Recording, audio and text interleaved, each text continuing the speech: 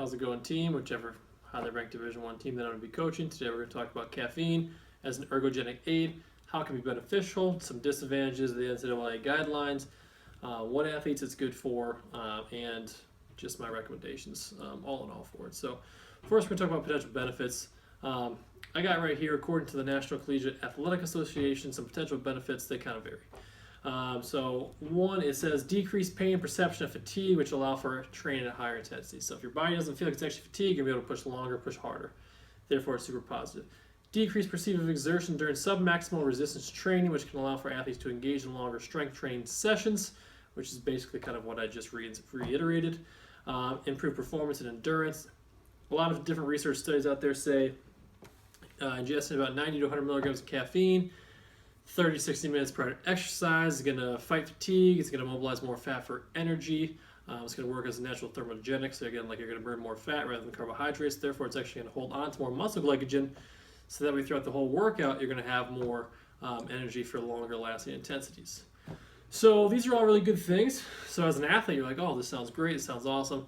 But the problem is, if you're an NCAA athlete, there's a lot of stipulations that are involved in the use of different ergogenic aids. So like I said, 90 to 100 milligrams, about 20 minutes before exercise, or 30 to 60 minutes before exercise can be very beneficial. But as an athlete, there's a lot of things that you can get red flagged for. So some potential risks, like I said, again, same thing, National Collegiate Athletic Association, potential risks.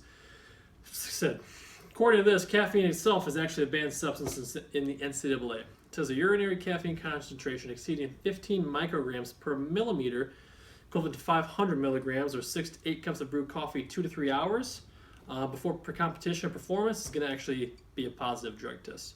So I know there's a lot of guys out there, it doesn't matter what sports, I can say football, basketball, whatever. Individuals that take a lot of pre-workouts right here. This pre-workout, about 150 milligrams of caffeine, which again, is not 500 milligrams, but again, too much, or too close. Also, timing's a thing, so if you ingest this about 20 minutes before you take a drug test, you might go positive. So you got to look at different lists of what pre-workouts are banned, what pre-workouts are not banned. Even if it's just simple coffee, which again is coffee itself is not a banned substance, but caffeine itself is. There's caffeine in coffee. So you got to be kind of careful how much you drink and the timing of which you drink it as well, because that can make a big difference.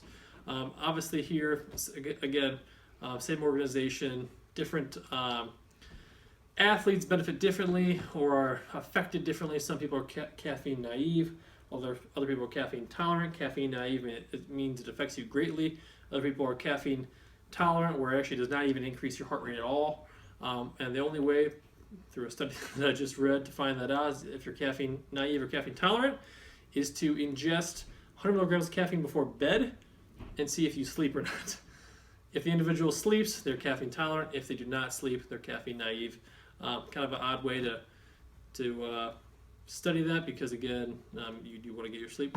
So as an athlete, really, you just got to be careful. I will say that the benefits of caffeine do outweigh the cons in terms of if you're just a general athlete trying to get better, more fit, not constricted by the NCAA. But if you are an athlete in the NCAA, then you need to be careful as to what kind of pre-workouts and ergogenic aids you can consume.